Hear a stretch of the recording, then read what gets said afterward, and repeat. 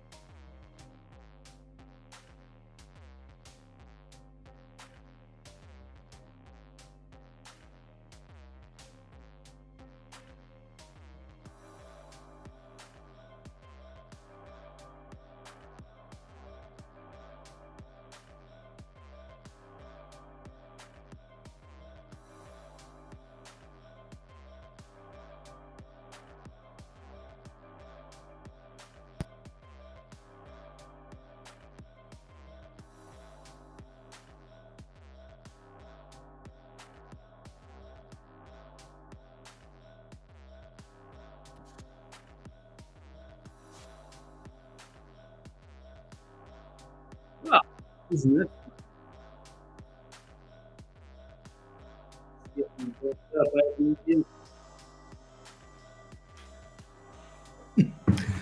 Oh, thank you. I'm getting one message, no audio.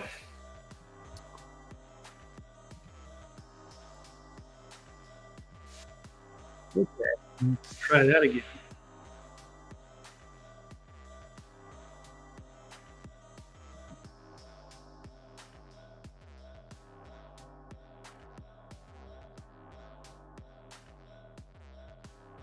Oh, geez. Okay. Well, thank you. Thank you, everybody, for your patience. Still have no idea if I'm straightened out now. What a disastrous way to begin the broadcast. The one man show here. Okay, well, time to. Where was I? Let's start from the top. Welcome to the Eccentric Perspective. I am your host, Blake Wally. It is Thursday, August 14th of 2025, and I will be here for the next 60 to 90 minutes, so help me God. We'll try to keep it short today. It's been a slower news day compared to the last couple of weeks, so that would be ideal, but still have major topics to discuss. So, let's go to the rundown. Let's see if this is working now. With the rest of the headlines on tap. So, is it time to decouple from Trump and move forward? And do we need a military occupation for major U.S. cities? Ukraine. Are they planning to sabotage new peace talks? And if we pull the plug on Israel, does that mean that God will pull the plug on us? And as our history, has it been manipulated and mistranslated? And finally, male cheerleaders, are they a net positive for the NFL. So that's what I have. Of course, you're all free to drive the show in different directions. Should you choose to participate, drop a line in the chat. Instant feedback, criticism, praise, breaking news stories, and whatever else you would like to discuss, or you can just lurk in the background like I probably would. It's all good. Alrighty, well, with that all said, let me run a very quick intro, and then I'll be back to cover the news, jump into the headlines, be punctual today. Okay, here we go now.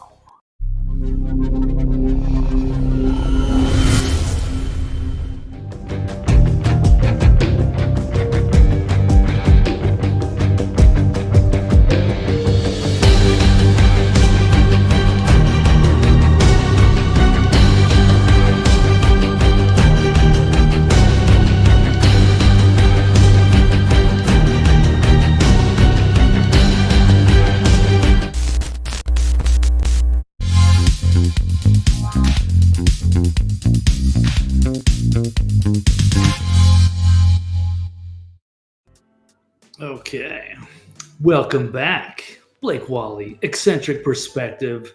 Here we go. Let's just get to the headline story. We're going to let it rip. Okay, yeah, the start of the show was a absolute disaster, but we're going to forget all that. And then I'm just going to flush this all down the memory hole like the 3 years of podcasts I made on Freedomizer Radio 10 years ago. No, just kidding. I'm going to have to cut this into clips. Going to need to do more of that. And we've got our first live feedback. It's the new running joke. Any arrests? Not yet. But I'm going to have, there are, of course, updates. Or I could just, I could spend the rest of the show like just whining and complaining. Why aren't there any arrests? But maybe that's what this is. I'm just trying to trick everybody, because is it time to just decouple from Trump? Is it time to give up, walk away, and move not necessarily forward? How about in a different direction? Well, some people do think so, and everyone's got an opinion. And I don't know. I don't have all the answers, as we're trying to figure this out all together in real time. But here is where I got the idea. I guess it's turned into the headline. That is from the Fuentes. He's quite the rising star, has the huge fan club, has his own personnel, just putting out content. See, they're making little clips for him. Need to get somebody to do that for me one of these days if I decide to keep covering news. Get more clips in social media, snippets, viral, perhaps. I don't know. Okay, but here we go. Here's Fuentes, as he's been talked about quite a bit. I don't have a major opinion on him, but he's being acknowledged by all the right people. He's been, seems like a regular guest on Alex Jones, and they're having their discussions. And just much like I had Gene Owens on last week, who's very much libertarian. We have different perspectives. There are people that are not sure if they should continue their loyalty to Trump or not. And that's all fair.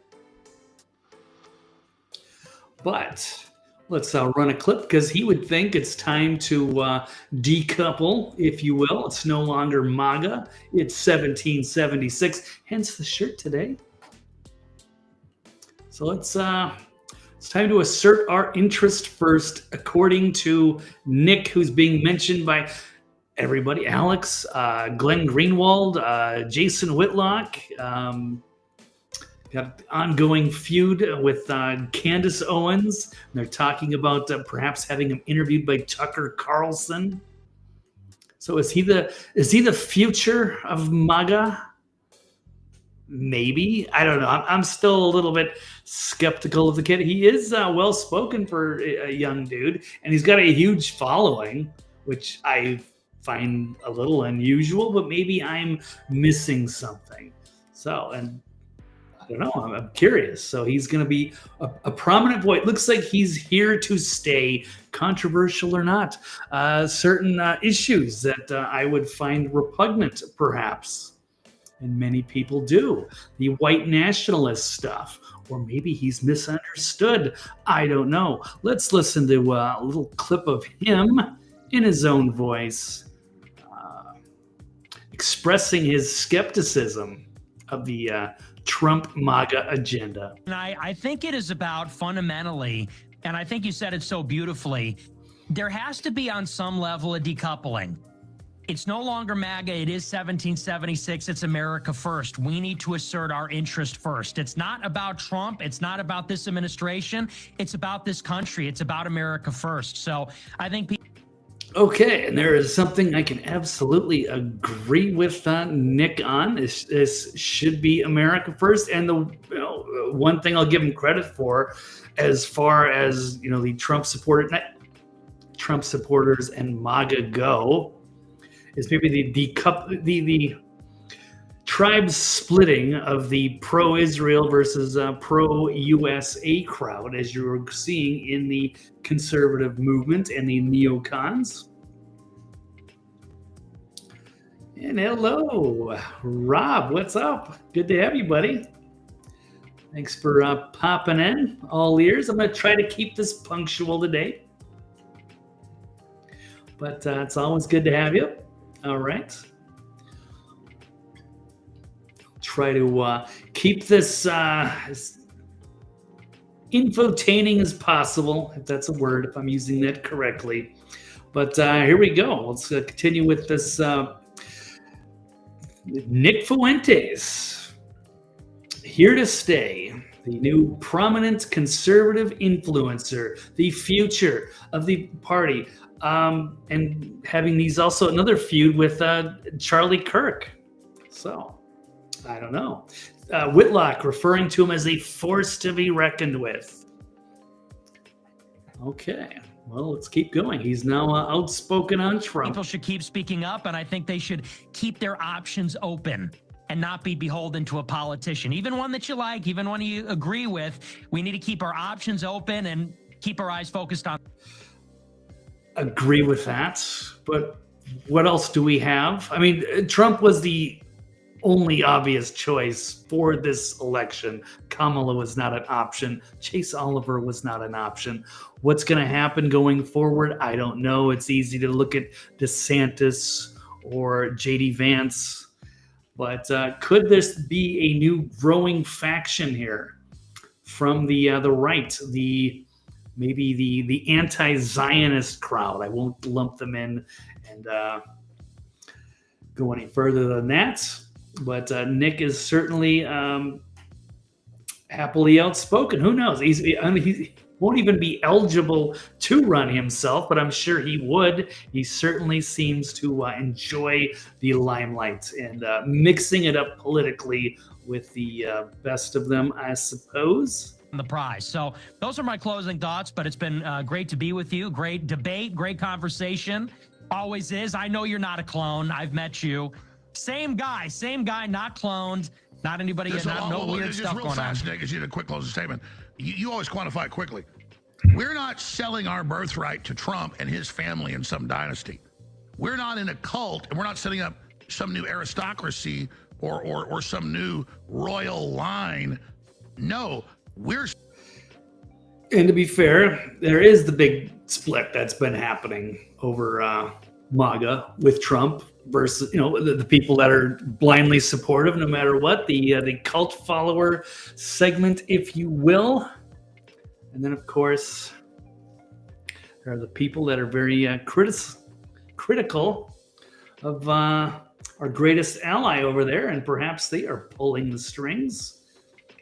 So, but there's been so much pushback on that, and there's going to be talk of that as well coming up. But let's finish out this clip. 1776, we're Americans. If somebody supports that and it's good, we'll defend them. But again, this idea they've tried to sell the Republican Party of now Trump's gone through all this, he's the royalty, don't question, that's a damn cult. Yes, I'm moving to Iowa. I think that, you know, you always ask me what. Iowa. It's unusual. I know he's a Chicago boy, and Illinois is quite expensive to live in. Chicago is a great American city. I don't know why Iowa. Probably not much to do there. Like Des Moines, I don't know. But whatever. Maybe he's going to go get off the grid. Not sure what his future plans. I don't follow him that closely, but just interesting to hear about that. What's the play? What's the next move? I think the next 3 years, to be honest with you, are cooked. And I know you're in it to win it. I know you're pushing Trump, and I know you know people in the administration. But you know what I think about? I think about how Mark Levin had lunch with Trump a week before the war in Iran. I think about how Laura Loomer enjoys like unlimited access to the president. Darren Beattie has a job at the State Department. Darren Beattie runs Revolver. Why does Alex Jones not get invited to have lunch with the president? I'm sure you probably could if you push for it. And I know you know people. Maybe he could, but you know, the media would have an absolute meltdown if he did. Like Alex Jones is going to be meeting with the Trump, and then there would be the panic about that. So it could be a bad PR move, but they can always talk on the phone. But yeah, I don't know what to say here because I agree to an extent. Yeah, I don't like the idea of Levin having any influence on Trump whatsoever. And we know he's obviously Israel first. They are fanatic about it. But maybe Trump is just playing. He's just trying to, sometimes you keep your friends close and your enemies closer. People are also skeptical of the relationship he has with Lindsey Graham, who's also coming up as well. Fair stuff. And you never really know what Trump is doing. He is sort of the, chess master. He's always several steps ahead. Not that he's always perfect or he gets everything right. But sometimes you got to have your variety of opinions, and you've different people with different opinions, and you have to play politics even with people you don't like. So, at the end of the day, you hope that he's on our side, but you can't be in a cult about it either. So, good points from both sides. Let's wrap up. The White House, but it's like the real patriots don't have a seat at the table, like the neocons do. Susie Wiles. That's a good point. The first administration, it was, it was all neocons that surrounded them, and they basically undermined and destroyed them, and they didn't have enough patriots. And there should have been more this time around. It's certainly better. But, okay, fair point. And these other people that are inside the administration, they weren't loyal to Trump throughout. Trump's campaign manager on January 6th was saying, this guy needs to be put in jail. For what it's worth, Tucker had his text messages published and said, I hate Trump. I can't wait until he's gone. Why is it that people that are disloyal have access, but the people that were loyal and are loyal to the movement have no access and seem to have very little influence over the president? So for me, it's like, if I don't have a seat at the table, I'm going to flip the table over. And if you don't want that, then give me a seat at the damn table. Very ambitious young man. He's going to flip the table over. You better let Nick be invited, or he's going to throw a tantrum. Well, I don't know. Here's our new rising star. Here's our new future president of the United States. Maybe. I don't know. But he's certainly going to go for it. I am absolutely sure of that. But, let's go on the flip side. There's a lot of good things that are happening with the Trump administration. I think it's way too early to consider walking away from anything. He's in this new term. I think there's been a lot of good things that were happening in the beginning. Then there were some disappointments. Big problem with the Epstein thing. That almost divided the base, but showing also that it's not a cult. But then you're going to see the different opinions from the Alex Jones, who's a little more on the loyalist side, versus the Nick Fuentes here, who's ready to just wash his hands and move on. But some of the things that I don't know if he was supporting Kamala. I forget exactly. I don't want to put words in his mouth, but or just equating the idea that Kamala would have been the same thing. I don't know if I subscribe to that. So I think Trump was the obvious choice. I think Trump is still on our side, but this is not going to be an easy battle. But yes, and this one is coming up too, Rob. There's going to be Trump with Putin and the big negotiation that's happening tomorrow. We should have a good idea of that. So that's a huge, huge story. And depending on the outcome of that, certainly, let's hold off on that. But let's just say it is coming up shortly. So let me just continue to move along quickly. Okay, let's talk about maybe the other side, some of the good things that are happening under Trump that would not have happened had we had an alternative candidate, even though things are not happening as quickly as we'd like. Here's Patrick Byrne saying this is impressive from Kristi Noem. So in less than 200 days, we've had 1.6 million illegal immigrants have left the United States. That's pretty massive. That means safer streets, taxpayer savings, pressure off schools, hospitals, better job opportunities. And there's still millions left, but significant. So they basically shut the border down. People aren't coming in. And at least 1.5 million out so far. One of the biggest obstructions, of course, is a lot of the leftists freaking out. Obstructing ICE, judges trying to call for due process for every single citizen, clogging the court system. Democrats don't want them to leave because that could be a future voter base. But there's things happening. It's one more quick one. President Trump said 275,000 illegal aliens kicked off of Social Security. So again, there's developments. Is it as much? Is it millions of people? Not yet, but it's over 1 million. I think we got to be happy with some of the positive developments. Could you imagine if Kamala got elected?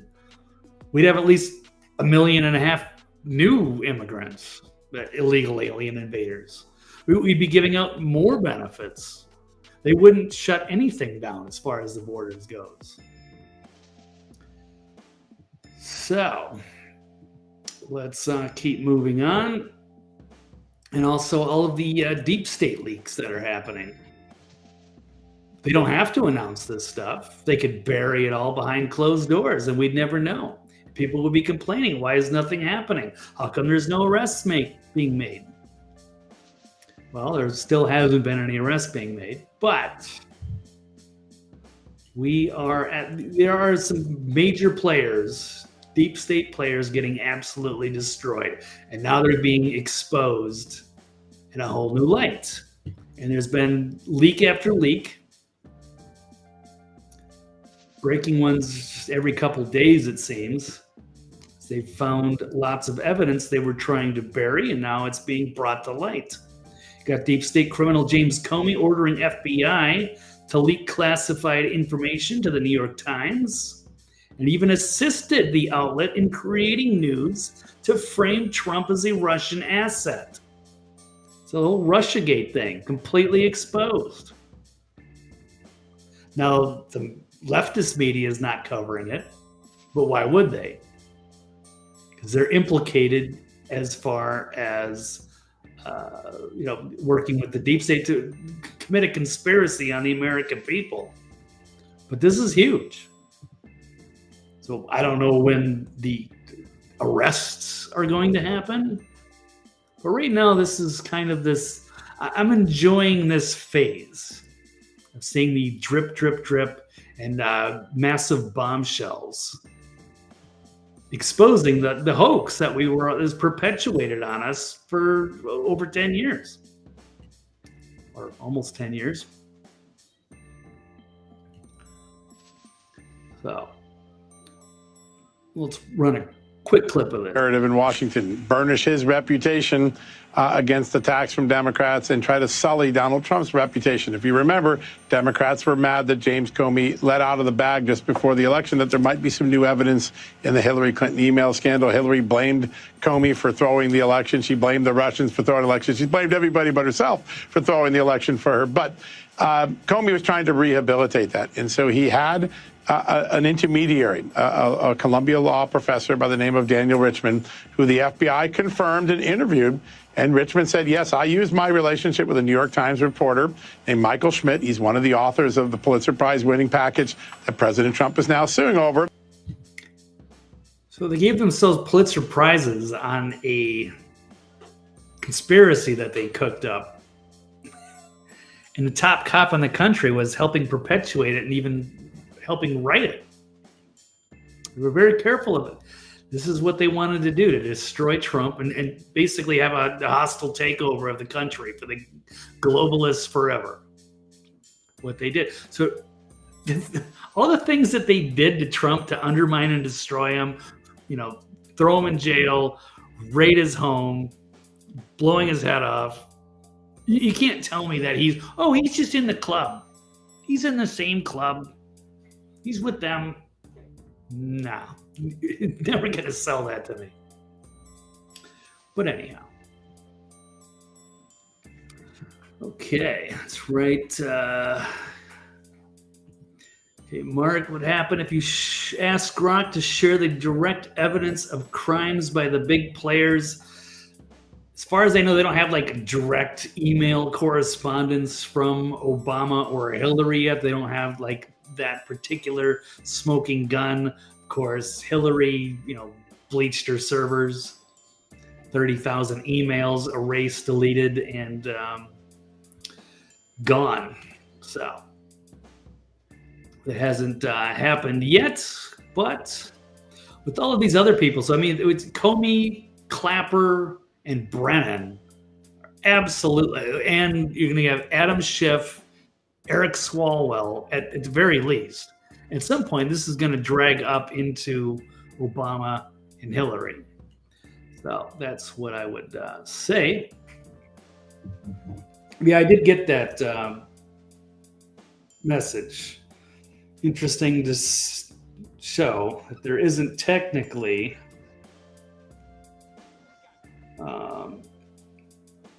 Grok direct evidence from some of these big players yet.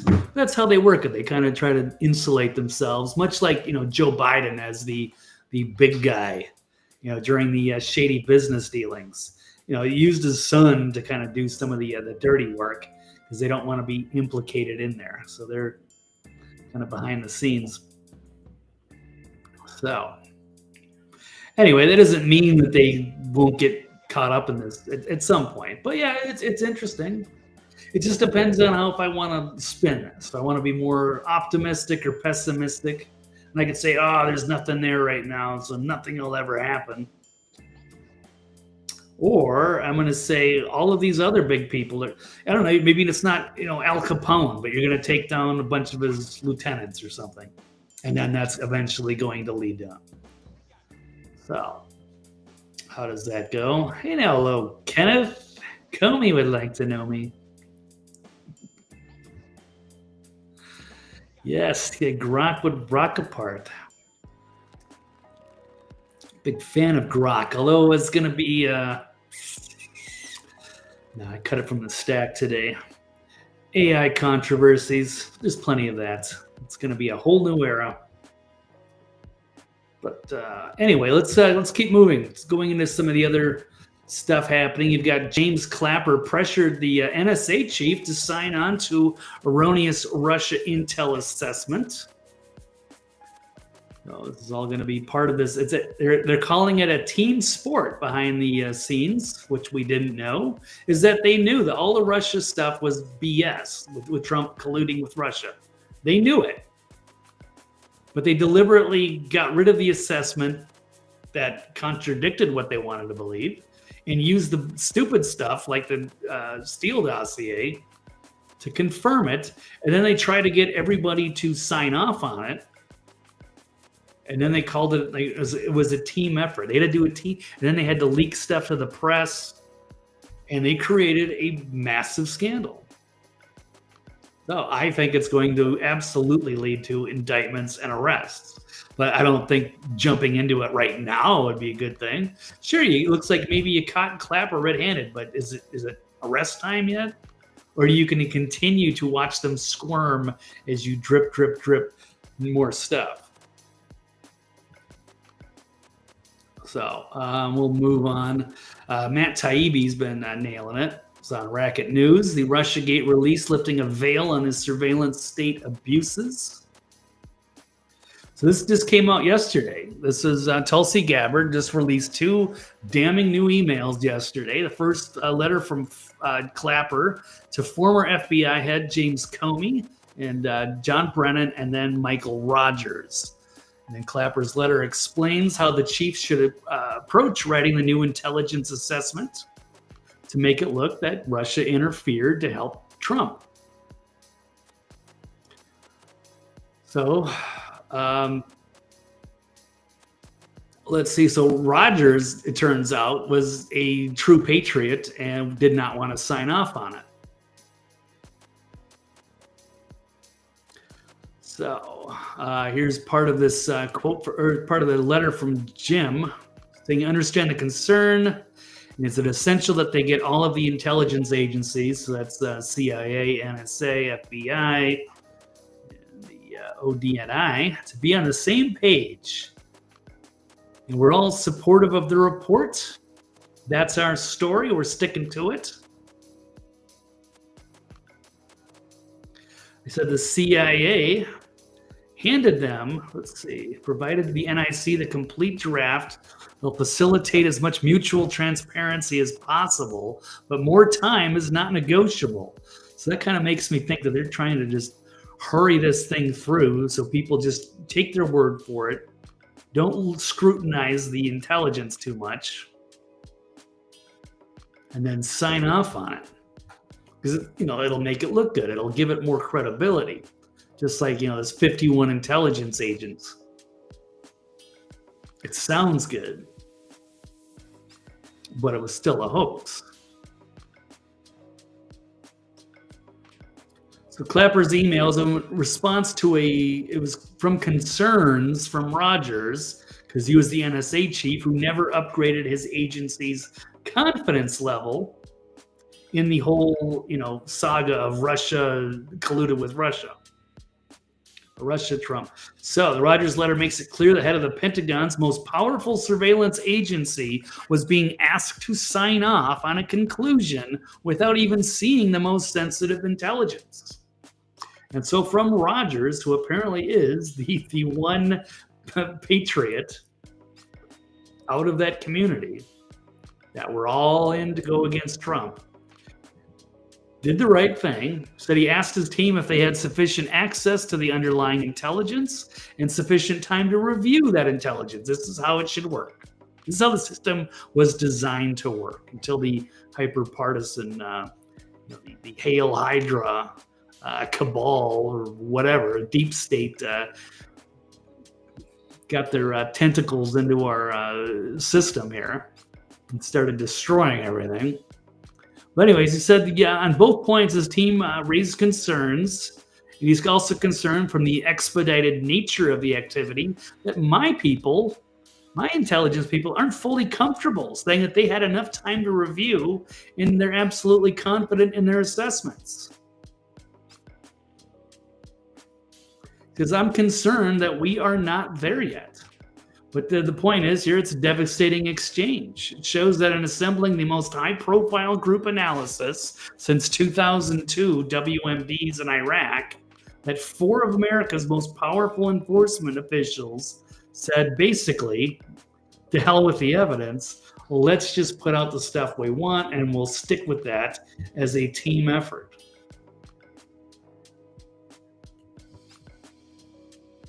So it's damning stuff. No, is Obama's name on it? Is Hillary's name on it? No, but you're talking about the major players, the major intel heads. So do you just walk over to their house and raid them? I don't know. Is it time to make an arrest now? Let me here. Let's take a look at this random tweet I found from somebody called Beard Vet saying, "Explain to me like I'm 5 why no one is being arrested, but the arresting evidence is being released." So that's the from Tulsi Gabbard. But I don't know. Is that too early? Is it time now? Another interesting thing I saw from Roger Stone claiming, according to his sources, that John Brennan has fled the country and is hiding out in Austria. And it's also boldly claiming that MSNBC has built a makeshift studio for him to make it appear that he is in the United States, but that Brennan has no intention of returning to the country and can be considered to be on the lam. So, wanted for treason. I don't see a community note on there. Okay, another source, I guess he followed up, is now saying Brennan has moved to Ireland once he, oh shit.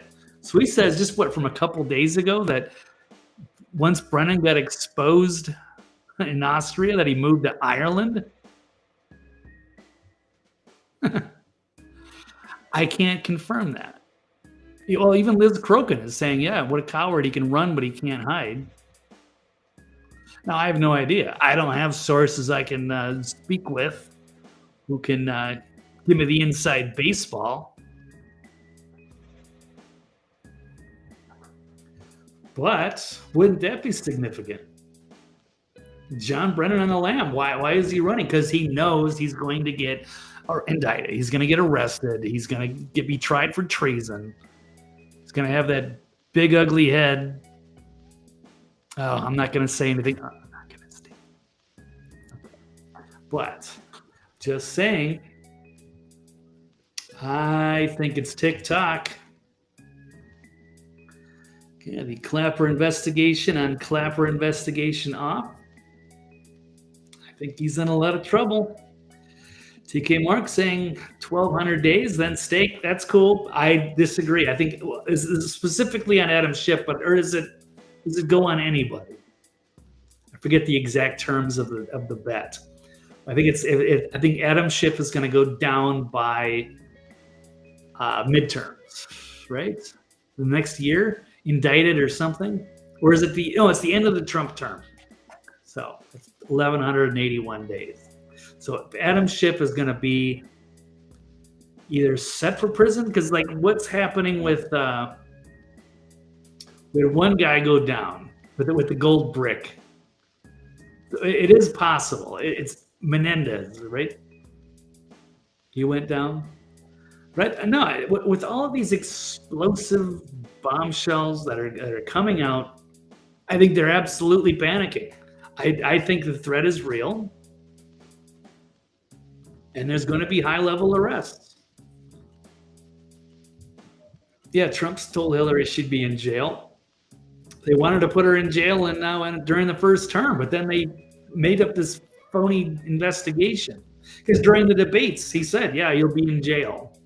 But then what did they do? They started panicking. They really amped up the pressure on the whole Russia collusion hoax. And after they raided his home and tried to kill him and put him in jail, why shouldn't he go after him? Unless you want to convince me it's all kayfabe. It's all just phony wrestling, all for show. I can't. That's too much for me. Clapper do the hand jive. Hildebeest.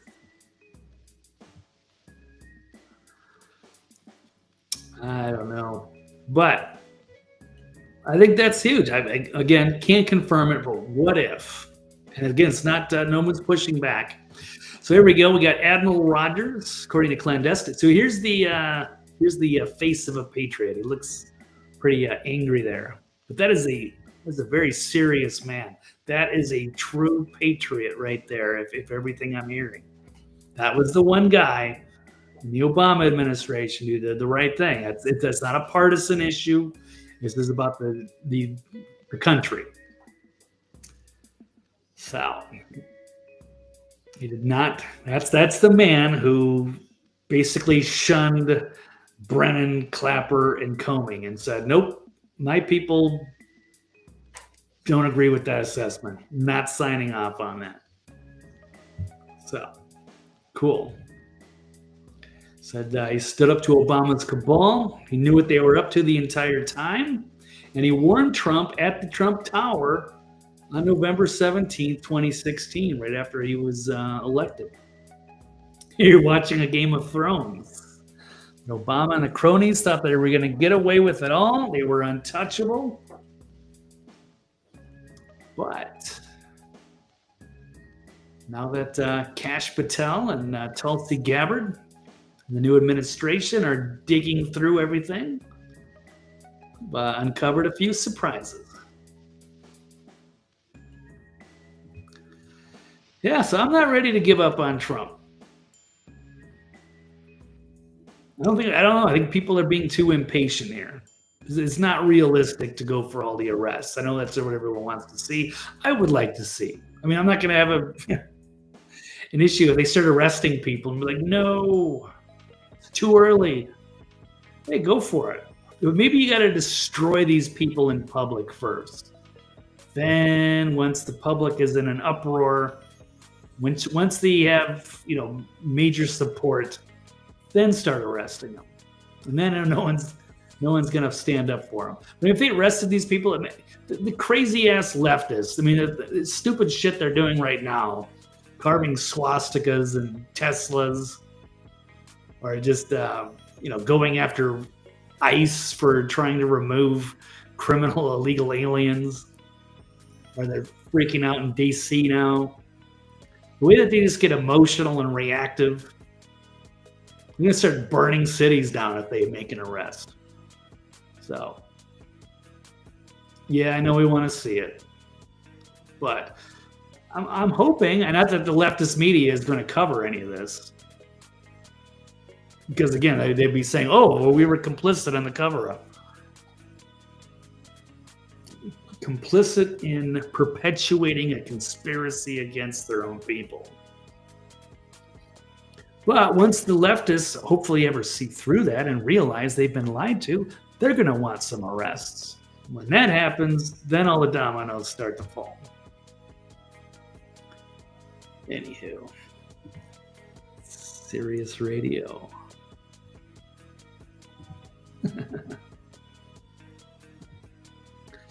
Obama will not be eating these $65,000 of fancy imported hot dogs from Chicago.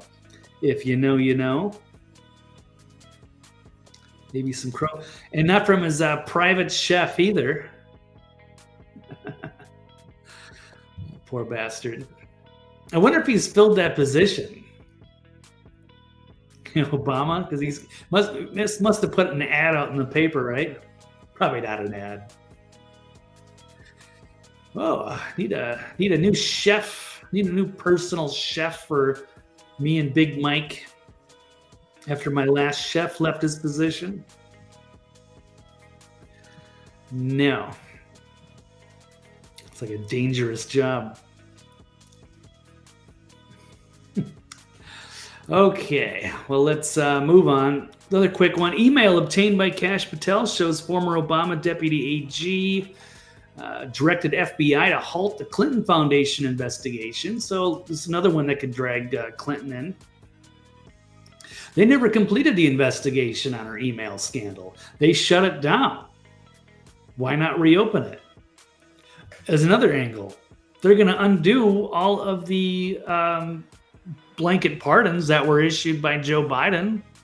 They haven't done it yet, but do they? And if they wipe those away, you can start going after the Faucis and the Adam Schiffs and everybody else that got these ridiculous pardons.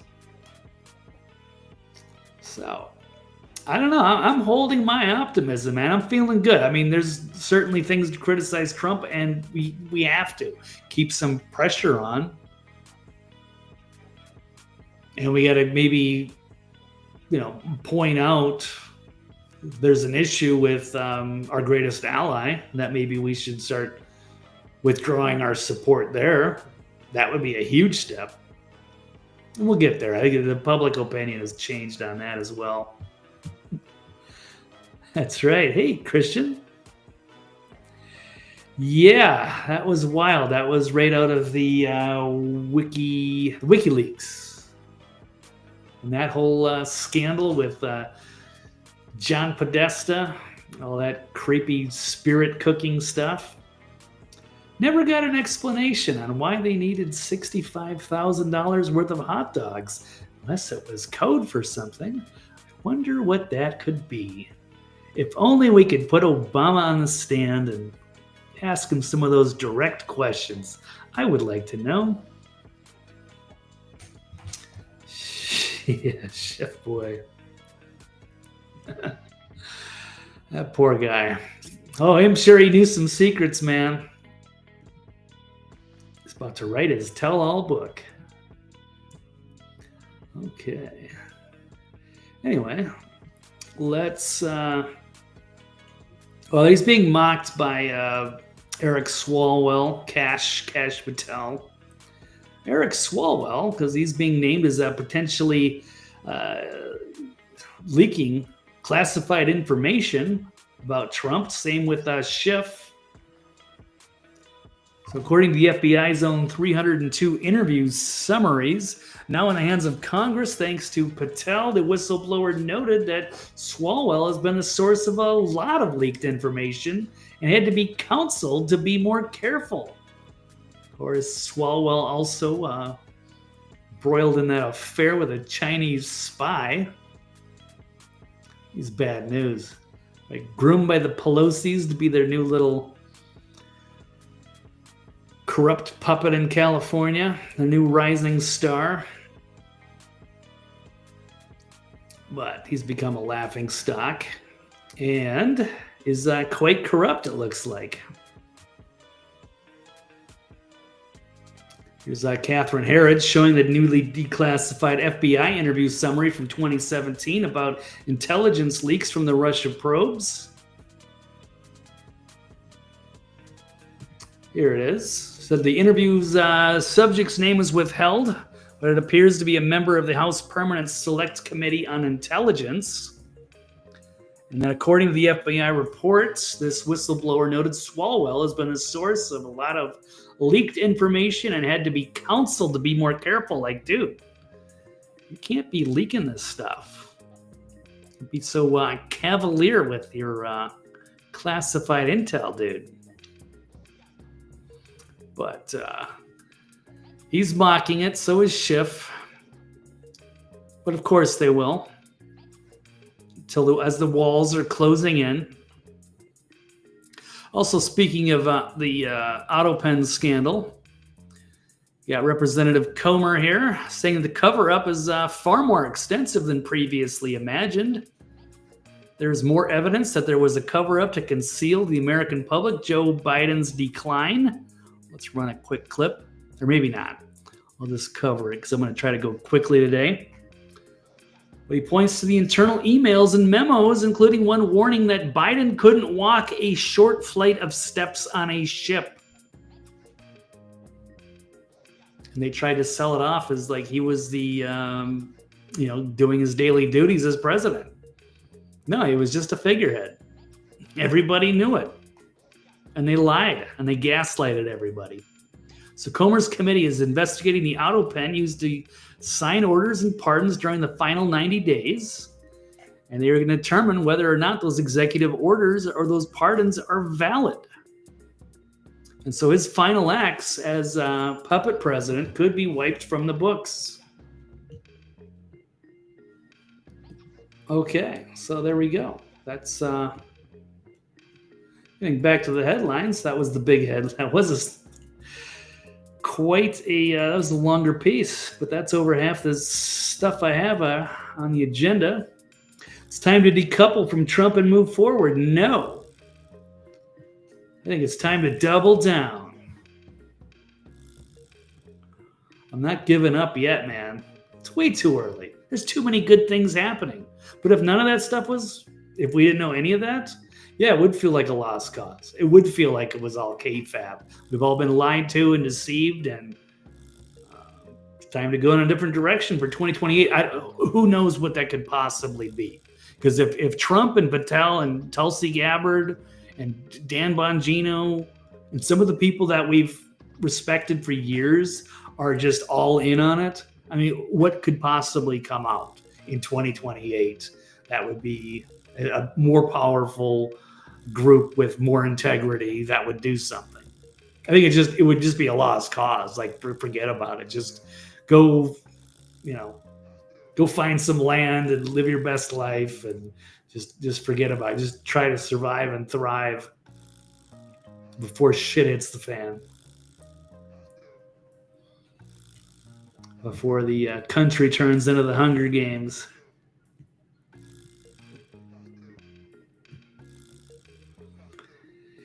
Yeah. There you go, Kenneth. All right. Thank you for sharing your colorful opinion. Yes, we're going to double down on Trump until he proves otherwise. Anyway, we'll keep moving. That's the next story. We need military occupation for major cities. Here's Charlie Kirk, who's calling for the full military occupation of American cities. WTF. Here's President Donald Trump saying once we liberate D.C., and by the way, I guarantee that it'll go whoop, it's going to go way down. And then the media will say, oh, it's only going down because he brought in the military. Exactly. We need full military occupation of these cities until the crime desists. Period. We need a desisting of crime in our cities. We're not going to put up with it. I want to be able to walk Magnificent Mile in Chicago without having to look over my shoulder. We need. I'm really torn on this, man. I mean, there's a point to be made here.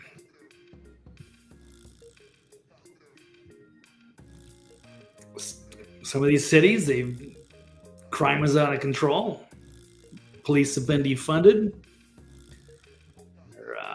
Trump made waves with calling for federalizing the police. I mean, it's in a federal area in D.C. Gonna crack down there. Too much violence, too much crime, too many homeless encampments. And maybe there's a point, we've become accustomed to just this is the way things are. I disagree. It's not at all. So I know it's obviously a concern. You don't want military police. You don't want posse comitatus. You don't want that precedent. That doesn't go well for countries that just let the military conduct law and order. But on a very temporary basis, in certain places, maybe something's got to be done. I mean, what are the suggestions? I'm not hearing a lot. Hearing a lot of pushback. Oh my God, they're freaking out. Trump's going to do something, or crack down on crime and criminals, or I'm not saying you got to interrogate the homeless. I hope they can put the homeless somewhere where they, it's good for them. You need a win-win. We're just normalizing just people. It's just homeless. Every city. But that's not the way it should be. But isn't there a better solution for this? I don't know. We got a big mess. We don't want to end up in a civil war. Got a homeless problem. I wish they could, get them rehabbed and get them jobs. But is that it? Do we just want to create more tent cities and just pretend like it's not a big deal? Oh no! Don't do anything with. Don't crack down on that. So we got to crack down, but give them a better spot. I don't know. Let's take a look at Ford Fisher's been doing a lot of coverage there in his backyard in D.C. with the National Guard troops patrolling the area because they've got the crime is out of control. Well, they just said, "Hey, I've had enough." We're going to try a different strategy. Maybe it's heavy-handed. I don't know.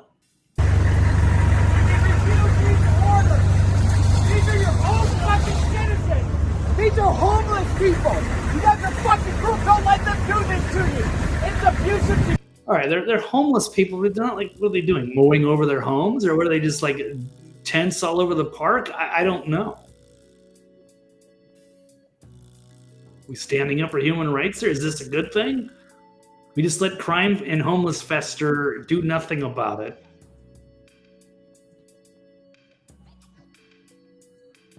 Or you bring in the National Guard. But I don't know what they're going to do. I don't know what the long-term strategy is. I don't know if anybody does. But I'm pro doing something about it. I don't know. Stopping the normalization of things that shouldn't be normal. Here's another one. Homeless camp near Kennedy Center in D.C. cleared. Now, what they did to like all the people in California, I mean, San Francisco's a shithole. But it was wild to see how Newsom cracked down when they had Chinese came to town. What's his name? I already forgot the leader of China. Xi Jinping coming to visit Gavin. They cleaned up the streets. They couldn't give him something better. Of course, California's got its own scandals, taking all the money that should be going to help the homeless and basically stealing it through bureaucracy. These nuts. Civil shepherds. I don't know. What's the proper solution here? Got to do something with the homeless. Pushing them out of the parks. I don't know. I need more info. There you go. Opening that up. So I don't really have an issue with it. People living in tents, camped out in the woods there. Who would want to live in D.C.? If you were going to be homeless, would you want to be in D.C.? I don't know. Well, here's Ford. Nope, I guess I can't run that clip. Oh well.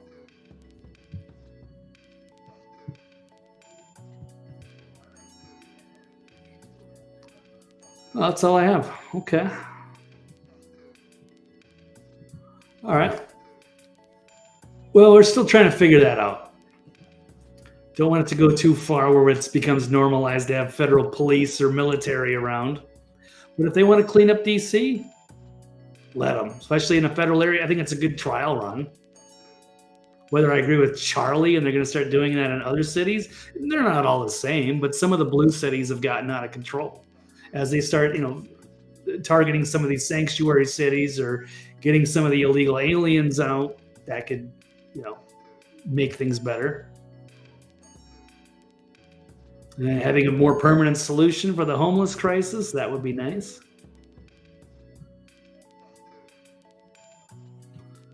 So, at some point, if it becomes too big of an issue, there's going to be a stronger pushback to make things, to change something. Anyhow, that's your update there. So we need military occupation for major U.S. cities. Not yet, but we'll see what happens with D.C. They can do a good job. Cut down on the crime. Give everybody a safer community. Give the homeless a better shelter system. It's a win-win for everybody. So we'll see what they do.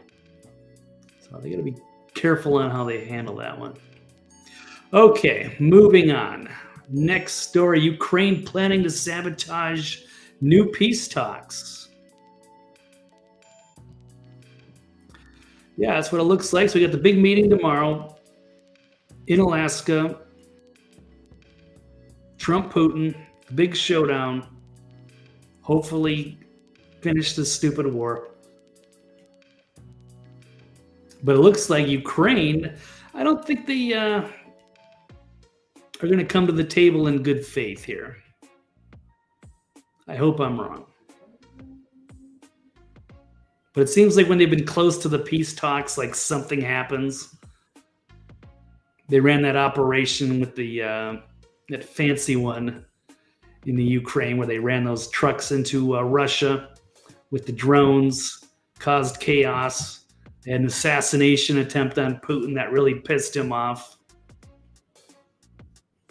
And they're ramping up attacks now. It's like, oh, they're gonna call a ceasefire, so let's commit some atrocities. Let's blow some shit up. And the problem is then the other person wants to, oh, okay, we've got to retaliate. So when do you call it off? But the problem is Ukraine is really in a terrible position here. They really can't win this, but they don't want to give up any land. So Moscow preparing for Trump's peace summit. Zelensky prepares for more war.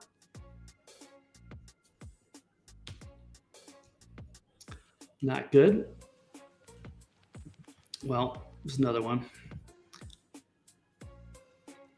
Here's stuff blowing up.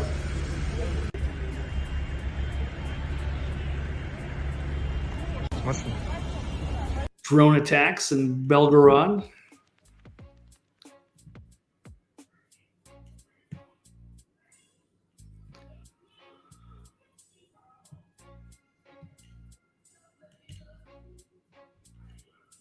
And let's hear another one. Diplomatic hope amid shadows, the looming Putin-Trump summit and allegations of Ukrainian sabotage. So the Russian Defense Ministry has accused Ukraine of plotting a provocation to disrupt the summit, claiming Ukrainian forces plan to carry out airstrikes on a residential area or hospital using drones and missiles. And there's going to be Western journalists present to document the incident. Russian statement alleges the Ukrainian security service transported foreign media journalists to record things, suggesting similar provocations could occur in other Ukrainian-controlled areas. So there's heightened tensions and a history of mutual accusations of war crimes going on. But the war is almost hitting its 3.5-year mark.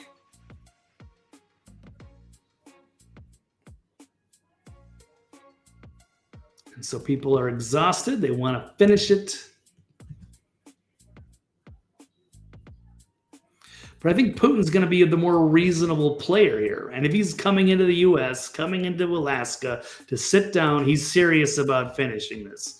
But if Zelensky doesn't give up any land, which they should, then this is going to drag on. And I also fully expect NATO and some of these other globalists to try to sabotage this. They do not want Russia to have any perception of winning. So that's going to be a problem. And I can't see them conceding.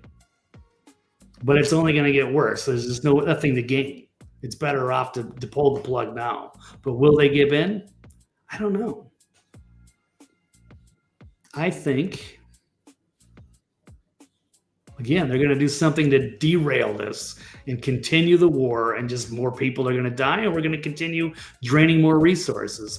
But hopefully if Trump stands and says, no more, got to put the pressure on Europe and NATO. I don't know if they're going to want to continue or not.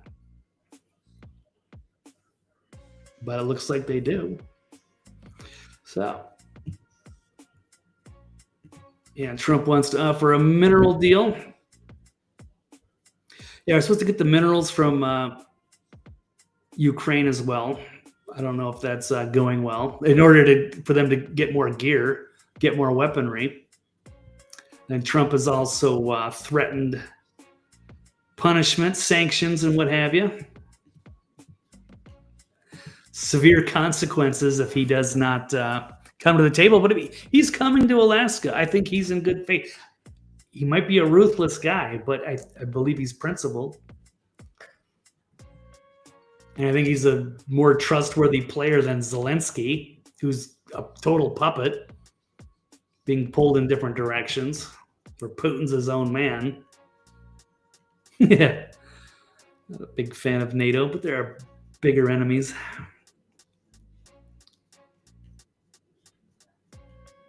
TK Mark, I was actually curious to see if I get your opinion on what's with the federal police. And what do we do about solving the crime in the cities and the homeless? I don't know. Anyhow, we'll keep moving on. Just going to try to keep that one short. All right, so Ukraine planning to sabotage new peace talks. Absolutely. I guess we'll just have to wait and see. Hopefully nobody gets hurt as they attack cities in Russia. Or something worse, I don't know. I believe Zelensky is meeting with Starmer in the UK today. So I don't know. Would love to see peace. I just can't see the West conceding any type of victory for Putin, like giving up regions of Ukraine and just saying, okay, stop. It's going to be a really tough one. Tough one to negotiate on. So Trump's got his hands full tomorrow. Yeah, no worries. It's really no solution. I just think something's got to be done, obviously. But anyhow, let's move on. Next, if we pull the plug on Israel, will God pull the plug on us? Here we go. As promised earlier, here's Lindsey Graham warning us. It's late at night. Israel is in a fight for their lives. Our friends in Israel are surrounded by people who would kill them all if they could. I am tired of the word genocide. Let me tell you about genocide. If Israel wanted to commit genocide, they could. Then what are they doing now, Lindsay? This guy's such a mess. They have the capability to do that. Yeah, they've already been doing that. And they've been using our weapons and financial backing and our media to get that done. They choose not to.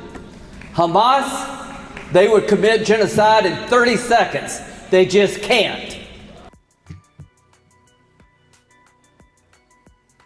If Bibi Netanyahu were the president of the United States, I can only imagine the atrocities that would happen. It's anyhow. And that's the big difference, folks. To people in my party, I'm tired. There is a greater Israel project. And if Israel had its way, it would be a far bigger country. This crap. Due to conquest, not by peace, but through conquest.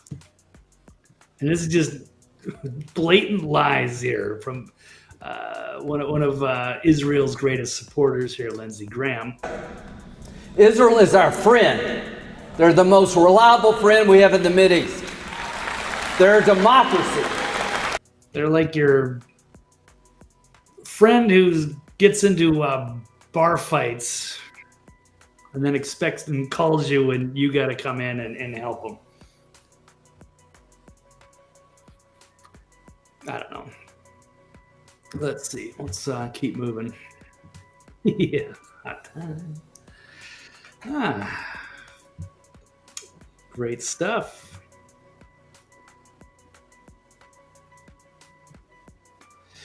Yeah, there's a lot of environmental problems as far as these are complex issues that are happening in our cities. It's over decades that we're slowly being accustomed to the idea that we just live with the amount of crime that we have and have normalized the idea that there's just homeless people everywhere, and that's just the way things are.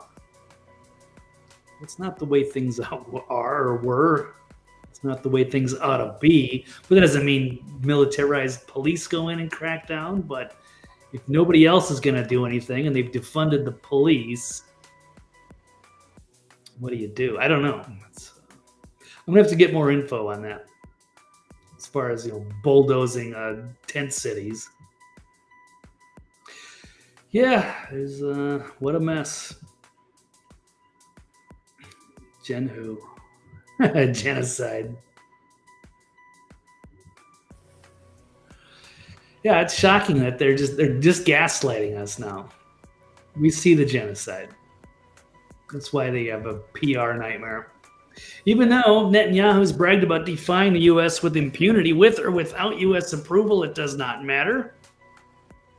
Bragged how he has defied America, dragged us into war after war.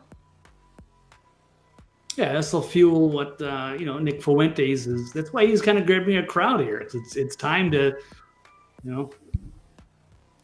change this relationship we have with our greatest ally. Reevaluate our priorities and go America first, and not dealing with corrupt ally here.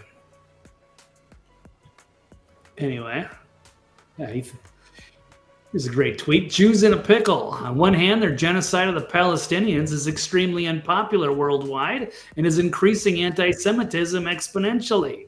But on the other hand, they can't not finish the ethnic cleansing genocide of the Palestinians. Imagine leaving a people on your doorstep after slaughtering their families and blowing up their homes. It would be an eternal existential threat. So they were going to carry on with their genocide, hoping their money and influence in the West will be able to stem the rising tide of anti-Semitism caused by their own actions. But it won't. Great point. They're committed now. They can't just stop everything. Oh, now we're going to find a two-state solution after the atrocities. Good luck with that. But now they've got the nightmares. They don't have worldwide support, and they're really losing American support in a big way. And they've lost future generations of support. So now they're just dealing with the old American boomers that are still their allies, the Zionist Christians. They may be in a lot of trouble here.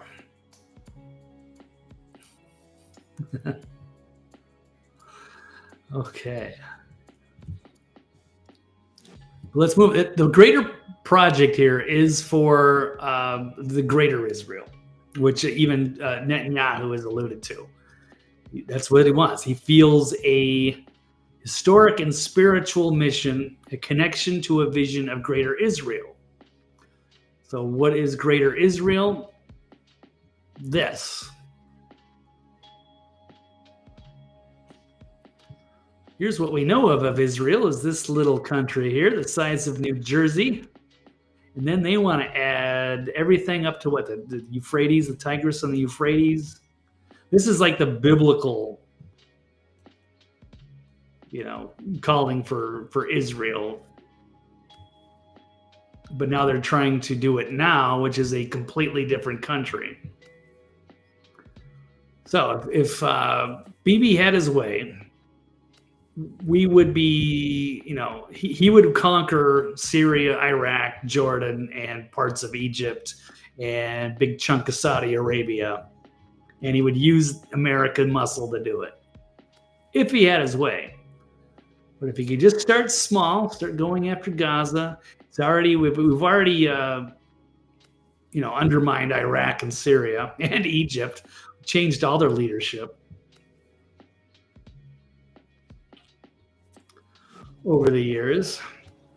But it'll be one thing if they could conquer culturally, that would be fine. But they look like they're trying to fulfill a biblical prophecy. But the problem is they're not the Hebrews of the Bible. But they're masquerading as them. So they're basically imposters committing atrocities. So, but this is the reality. This is what they're going for. Don't be fooled. There's a great post by Caitlin Johnstone, just really nailing the absurdity of what's happening biblically. So she's saying, yeah, the Bible commands us to support the modern state of Israel. It's right there in the book. So she's mocking the Christians here by just pulling up all of the biblical passages. Saying, aha, so in Exodus it says, you shall not murder. Matthew 5:9, blessed are the peacemakers. Okay, how about Lamentations? Lift your hands to him for the lives of your children. Proverbs say, rescue those who are being taken away to death. Hold back those who are stumbling to the slaughter. Just showing all of the things that the Israeli government does not do. Now, it'd be one thing if they wanted the Greater Israel Project.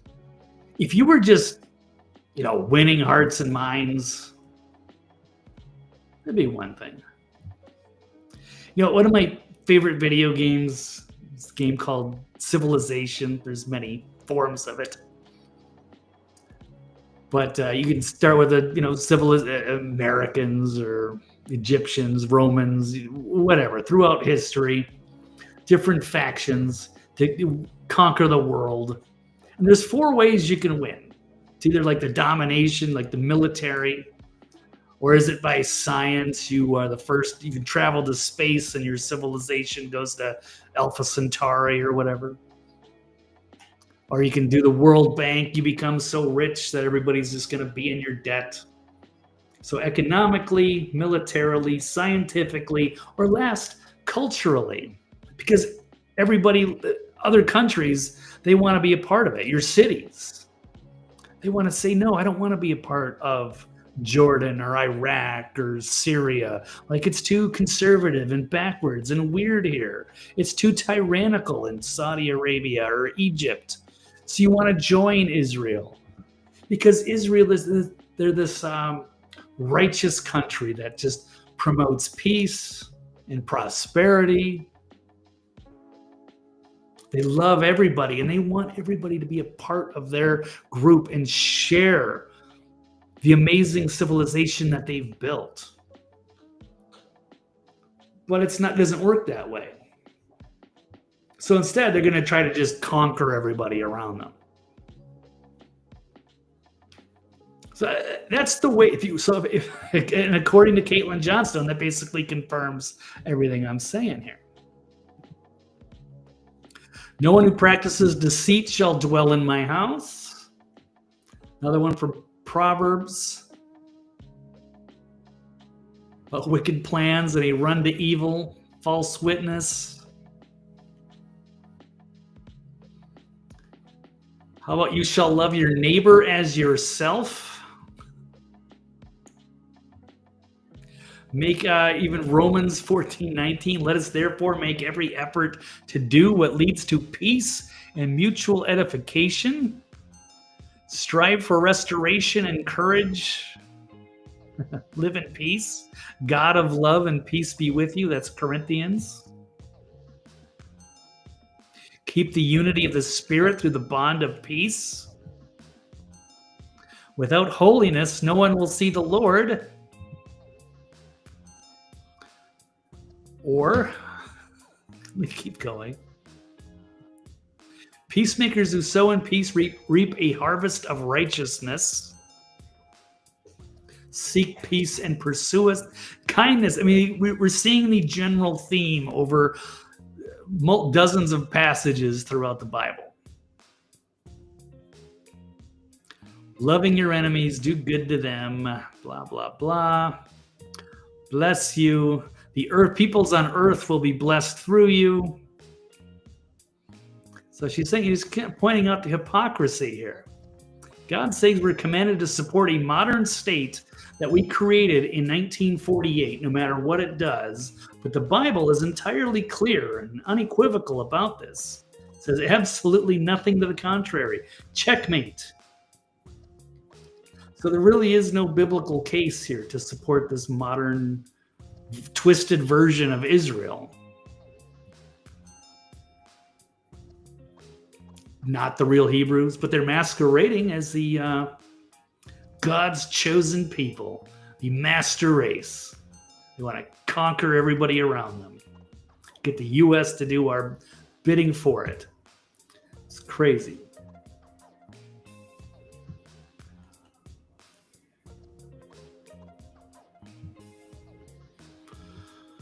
Let's get a little off subject here, but yes, TK Mark.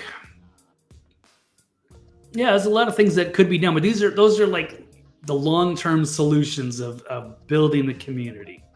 But what has to be done immediately to crack down on the crime? A lot of it's not even reported. And crack down on the homeless epidemic.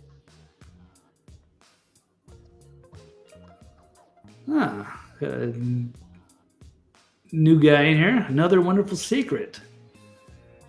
260 million adults live in the United States. I think that's over about 320, 330, but that's all right. Who's counting? 77 million voted for Trump. Can Trump deport 70% of American adults who have never voted for a felon?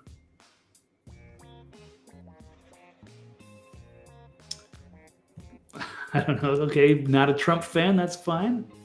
Trump's been on bail since August 23 in his active Georgia criminal case. He'll be accountable. How will he be held accountable in Georgia? For what? Looks like, if anything, well, no, it's Letitia James. I don't want to get confused with Fannie Willis. Trump was found guilty of felonies. Which felonies were that? I don't know where you're getting your information there. Another wonderful secret. I do appreciate your feedback, and I welcome all points of view. Contradict, whatever. That just wasn't true. And sorry, E. Jean Carroll has zero credibility. You talk about manipulating his whatever business dealings that he had with his, shady lawyer back in the day. Those would be like normally misdemeanors, but they tried to slap him with felonies because it sounded good. But it's just a bunch of trivial nonsense on whether it's like a tax and business issue is nothing. So I'm sorry, you want to call him a felon for that? I don't know. So I don't know. It's hard to really take that seriously. Sexual abuse. And there's another thing, there's misinformation there. Trump was on the flight log for Epstein. And he was certainly pals with him. No denying that. But he was never at the island. So there's some of this stuff here is extremely biased and inaccurate. But I do appreciate the different perspective. Okay. Not censoring anyone, but here we go. It seems like these are like talking points from a year ago. This is outdated stuff. This is hit me with some new stuff.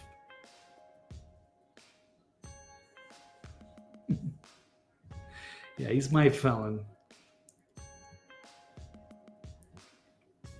He had a great mugshot too, and I love the. Well, it's not that same picture. He's got that same vibe in his new presidential picture. Looks like he's angry and ready to start cracking down. Okay, well, let's move on. Still on the same subject, getting back to the Israeli controversy. Here's an interesting tidbit. Speaking of Charlie Kirk and Israel and selling your soul for that sweet Israeli money from Bibi, you get compromised. You got to play ball. Now, I was teasing Charlie on Tuesday's show because he looked really scared with the Nick Fuentes. So he had a caller sneak through the call screeners and ask why he isn't having a debate with Nick Fuentes. And Charlie started to crumble, like his lips are all twitching, like he's scared.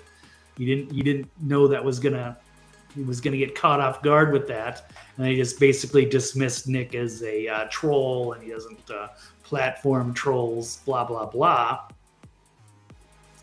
But interesting, I was kind of wondering, why would he be so scared of Nick? Why are people ducking the debates? Yeah, part of it was to change the narrative. They don't want to see,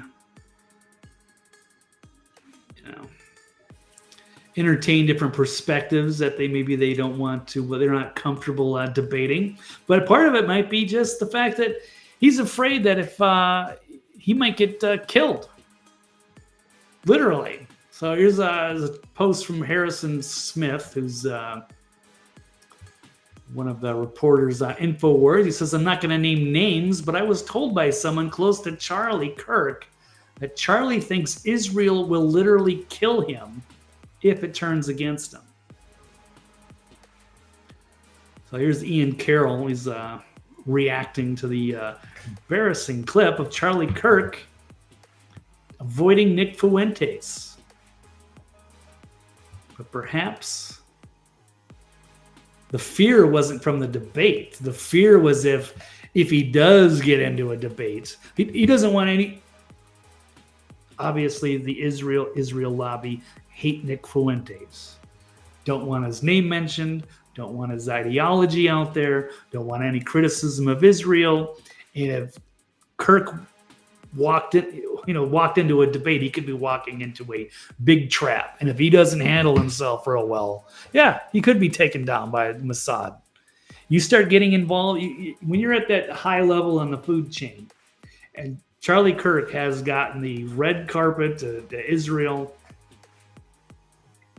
No doubt has gotten a lot of money behind there from them. So you can't, bite the hand that feeds you. So yeah, he's probably scared for his life in there. I didn't think of that. So interesting to know. Well, I guess that's kind of what happens when you make a deal. You take that money, you get the access, you get the popularity, you get the fame, but now you are you have loyalty to a foreign country. So it's a tough spot. So don't envy him in his position. Anyway, troll bots. Is real or better? Yeah. So anyhow, I can tell it like it is because I'm still fully independent. Okay. Well, anyway, let's move on. What am I doing on my time? Ooh, I'm almost at the 90-minute mark already. But I'm almost done. What do we got? 2 more quick ones. Our history. So if we pull the plug on Israel, God will pull the plug on us. It's hard for me to think that God would be on the side of the modern state of Israel. After all the things that they've done, no. And actually, I was playing with Grok last week, giving him the hypothetical on what would happen if Jesus came back to Israel. He would be viewed, very skeptically, probably imprisoned. Just, very different belief systems here. So there's definitely a clash. So it's interesting to see, like, the Caitlin Johnstone tweet showing, well, why do the Christians have so much support for this little country that has probably done more harm than good, especially right now. Anyhow,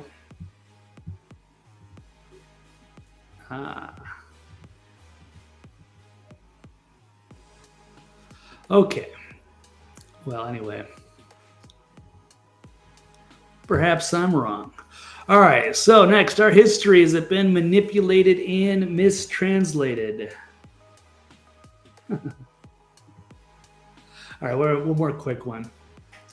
The American rest easier and rejoice. Ghislaine Maxwell has been moved to a nicer and lower security prison.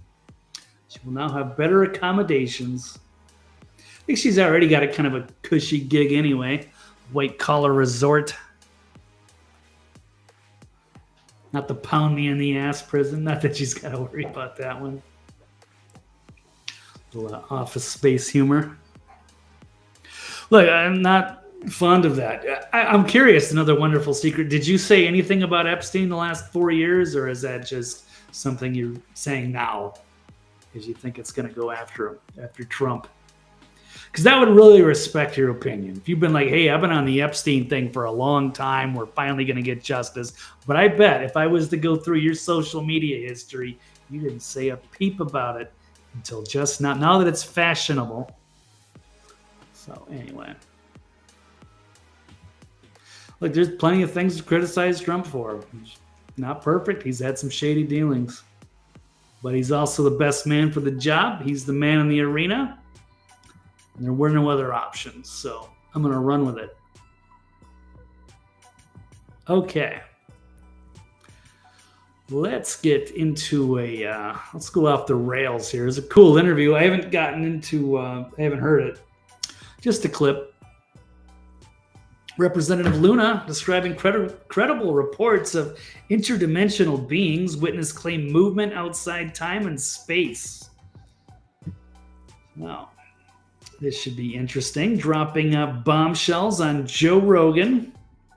Congressional committee she serves on have encountered evidence of technology that challenges current physics and may involve interdimensional aspects that operate outside our current understanding of time and space. Yeah, to me, this is all just one big spiritual experience. We're not, I don't know how much of the religious stuff I get into, but I don't know if I believe in the bodies with souls.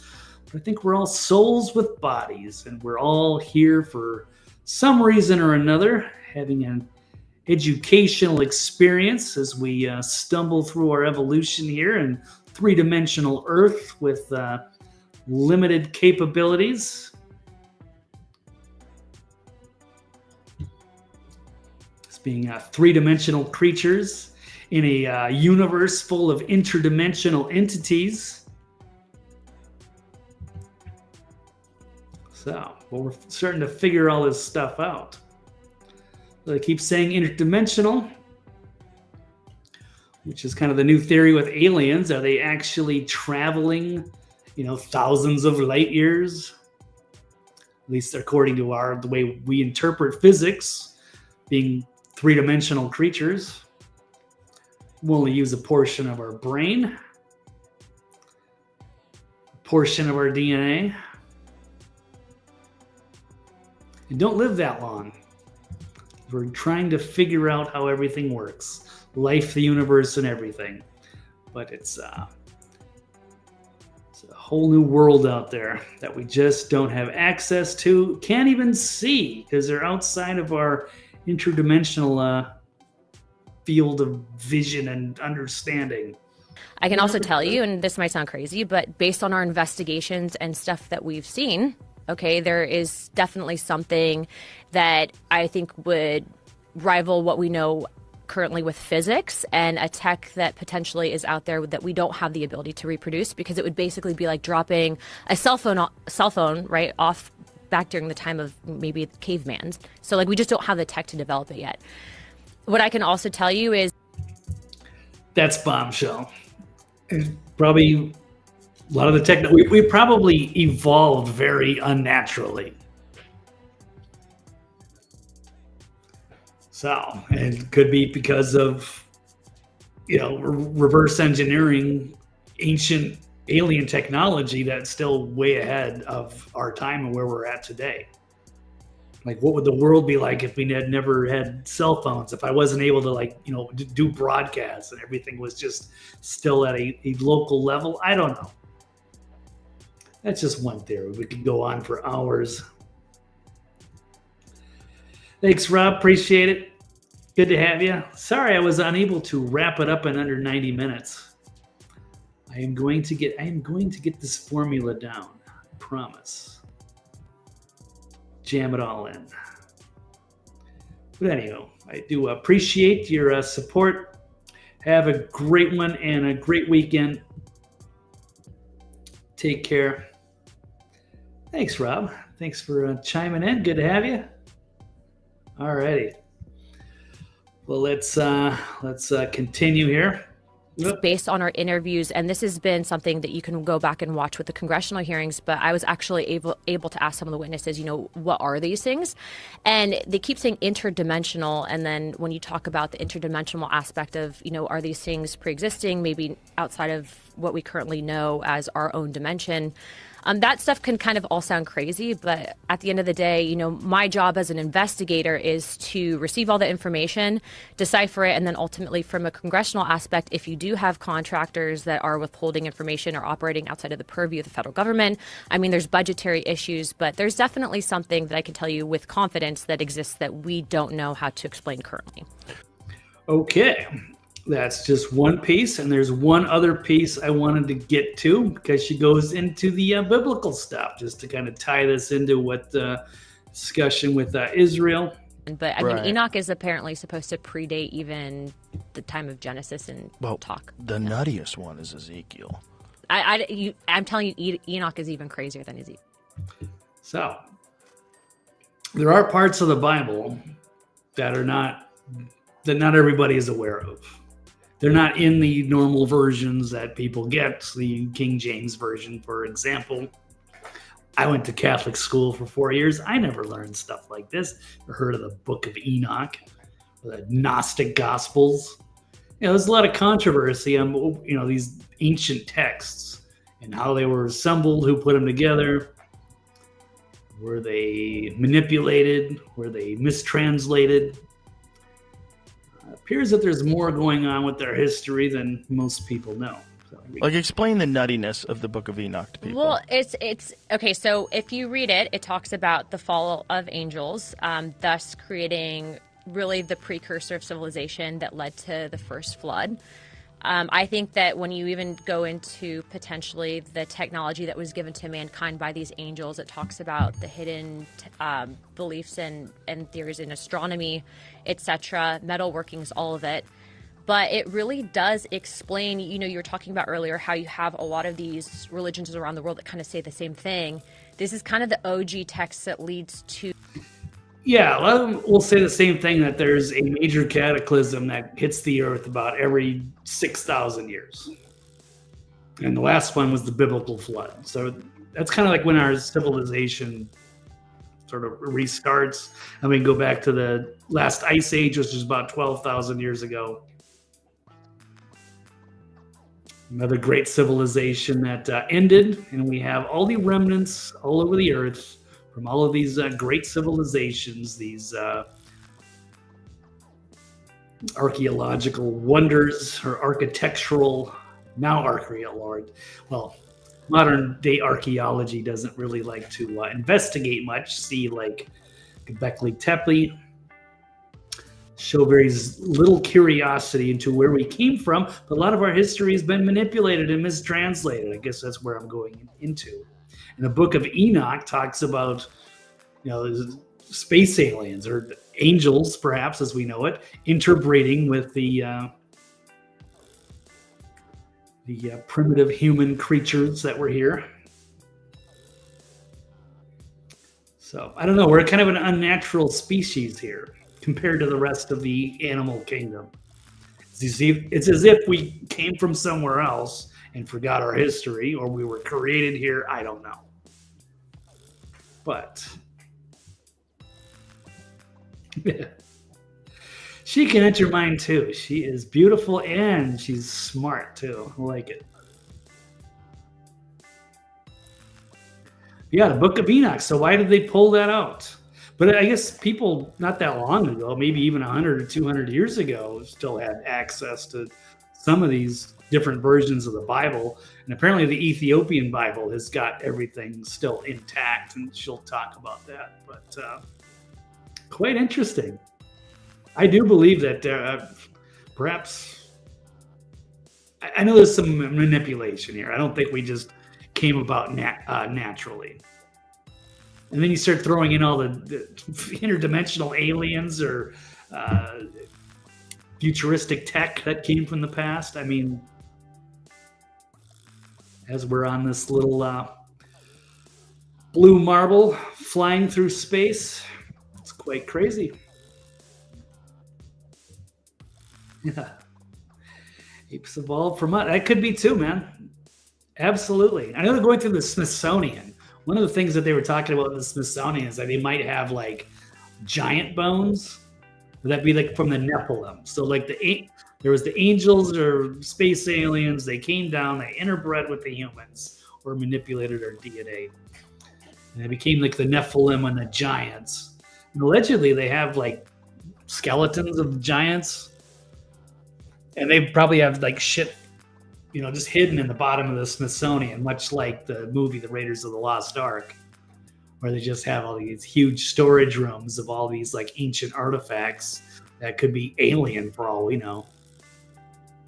And they just don't want to share that with the public. They keep that information to themselves, and then they use that knowledge to rule over us through the mystery schools like Freemasons.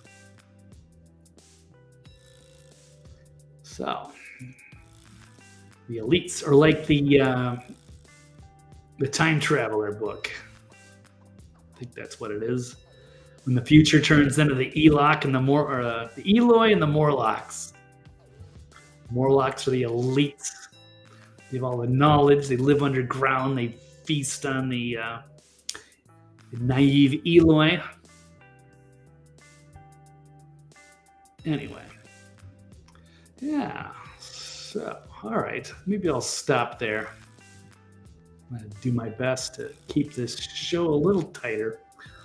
All right, but anyway, let's get back to this. I got one more issue. Our history has been manipulated and mistranslated. Absolutely. Who knows what it really was? Right now, we're just we're like talking monkeys on the edge of the spiral galaxy, flying through space, trying to figure it all out. We don't live long enough to get that far, to accumulate enough knowledge, and then we got to start all over again. I believe that. I think the soul goes on, but it's quite a predicament.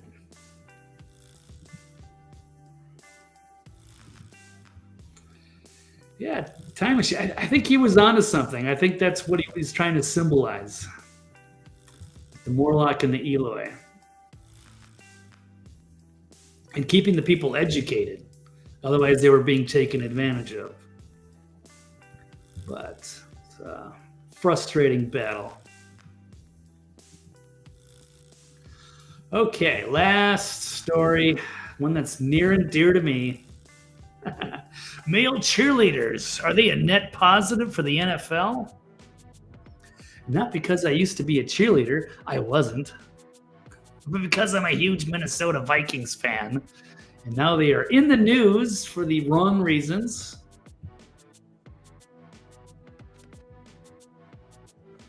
Check this one out. Everybody agrees. Here's the new male cheerleaders for the Minnesota Vikings. Which I guess they call them the Vikings now again. Fair game. If I was a non-Viking fan, that's what I would be calling it. Oh, the Vikings. Those are cheerleaders. Yeah, I don't like it.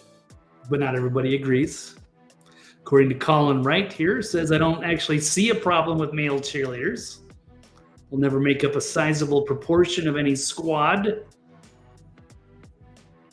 But maybe giving effeminate men an outlet like this would prevent some from then feeling the need to transition to be accepted. That is a wild theory. I don't know about that. Wonder if are there dudes that grow up and just, I want to be a cheerleader for the NFL, but they won't accept me. Because that would be different, right? Is this an idea whose time has come? Is this what NFL fans have been clamoring for years? That's what I want. I really love the NFL games and I love watching the Vikings and specifically, but I think it'd be way better off of instead of, having these hot model babes, we just replace them with dudes. I don't know. I don't think anybody ever thought that. And, I'm not against the idea of, nothing against male cheerleaders, like at the collegiate level. It's weird watching the leftists try to twist this argument. But it's one thing to have like the historically we know the male cheerleaders is more of like the muscle bound bodybuilder types. They don't dance with the girls. They're the complement. They're the muscle. They do the maneuvers. They throw the girls in the air, stuff like that. They complement the girls. There's nothing wrong with that. That's okay. In fact, if they brought that back, if they brought that to the NFL, let's say, hey, we're gonna have male cheerleader, or maybe it's like one of the guys on the team. Maybe they don't make the team, they don't make the practice squad. Say, hey, you can be the cheerleader. You can just get to throw the girls around. Maybe that would be an option. But see, these dudes, they're acting as though they're the women. They're prancing around and dancing. I don't have a problem with that. I don't care I don't care their sexual orientation. I don't care about any of that stuff. I just think it's really weird. I don't think it's completely unnecessary. Nobody asked for this, but it's just being thrown in our face, and they're trying to normalize this. And why? No NFL fans care about this or want this. It's like the woke leftists think this is like a new hill to die on. Or this is like a big deal. They don't even watch football. They don't even care. This latest, DEI weird stuff, and of course it's Minnesota with Tampon Tim and Keith Ellison and Ilhan Omar, a bunch of wacky politicians.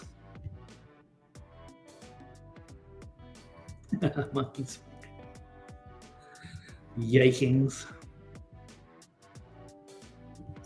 Rob's a Bill fan. You guys have male cheerleaders in Buffalo? You think that would go over well? That go over with the rank and file fans there in Orchard Park, eating their buffalo wings with their prancing male dancers. And I don't care.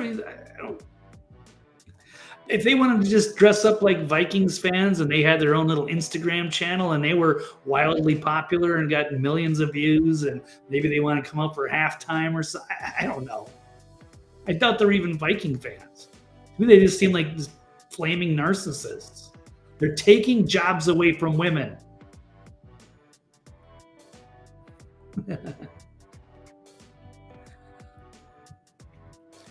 Yeah, it's bad. They'd fit in better with the Packers. Yeah, the Fudge Packers. Fudge Packers would never bring women or men cheerleaders. No, that would really fuel that. They'd be an easier target. Yeah, that guy's so hot. Hey, good for them, man. It's got to be like a 1-year experiment, because I'm not gonna boycott the team or anything. But let's see. Yeah, here it is. The controversy. So 2 female cheerleaders did not get jobs. This lady is a local Minnesota government official, Congressman Mary Franson. She says, this is nothing burger. Men have been participating in cheerleading for years. It's a co-ed sport.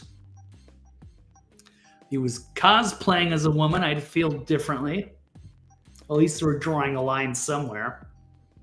So Dylan Mulvaney wouldn't be allowed. But yeah, here they are. Blaze Chic. It can't be a real name, is it? Blaze Chic. That sounds fake. That sounds like a performer name.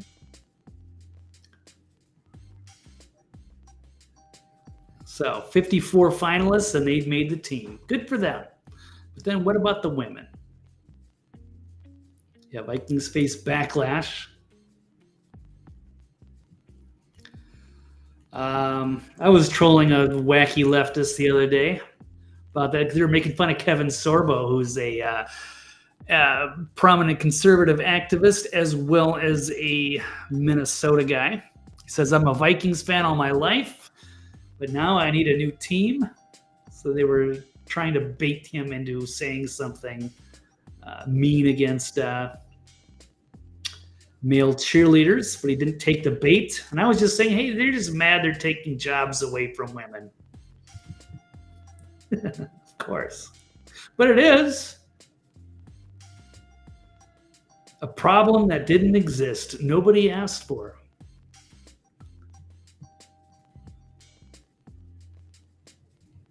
So embarrassing. As a Minnesota fan, it's embarrassing. I can live with it, but I'm going to call it out. This should not happen next year. So enjoy it, Blaze and the other dude. Enjoy your 1 year, hopefully, because I think it should be a female job.